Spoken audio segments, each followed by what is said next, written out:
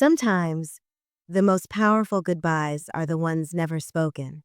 This is not just a love story. It's a story of silence, sacrifice, and the kind of goodbye that leaves no words, only memories. Welcome to True Tear, English Emotional Stories. If you've ever loved someone in silence, if you've ever waited for a voice that never returned, this story is for you.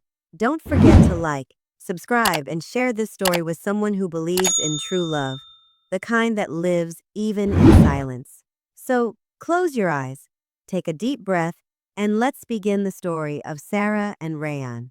In the silence of goodbye. Once, in a quiet town near the hills, lived a young woman named Sara. She was 26 years old, calm in nature, and full of silent strength. She worked at a local library, loved old poetry, and lived alone in a rented room after losing both parents in an accident 5 years ago. Life had been unkind, but she never complained. She smiled at people, helped her neighbors, and found peace in silence. One rainy evening, a man entered the library. His name was Rayan, tall, quiet, and mysterious. He had just returned from abroad after many years. He came daily, borrowed books on philosophy, and often sat for hours reading in silence. One day, he asked Sara, "Do you believe silence speaks louder than words?" Sara smiled and replied, "Only to those who know how to listen." That day, something changed. They started talking, slowly, carefully, with pauses. In a world full of noise, they found comfort in silence. He told her about his past, a broken engagement, a lost brother, and the reason he returned: to find peace. She shared her grief, her loneliness, and the little joys that kept her alive. Weeks passed. Their bond grew stronger. They never said, "I love you," but their eyes did. Every evening was a new chapter. Every silence had meaning, until one day, Rayan came late, his eyes red. He said quietly, "My father is ill. In another city, I have to go. Maybe for long." Sara's hands trembled, but she nodded. "Go. Take care of him." He looked into her eyes, wanting to say more, but words failed.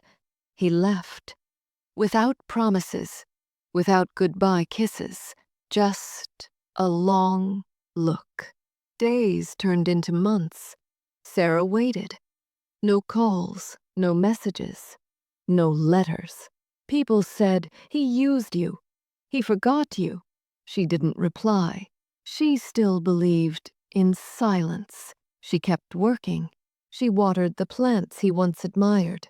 She placed his favorite book on the shelf he used to sit by. One morning, after nearly a year, she received a letter.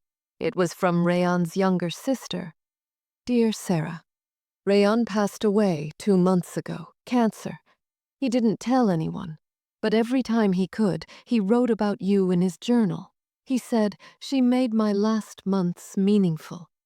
I didn't want her to suffer by watching me fade, so I left. I am sorry you had to learn it this way.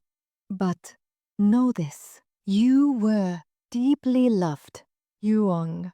The letter slipped from Sara's hand. Her eyes didn't blink. Her heart didn't break.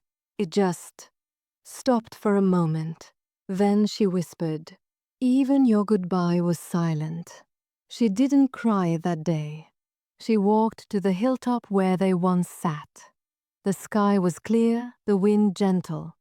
She closed her eyes and said softly, "Some loves are not meant to stay, only to teach us how deep silence can be."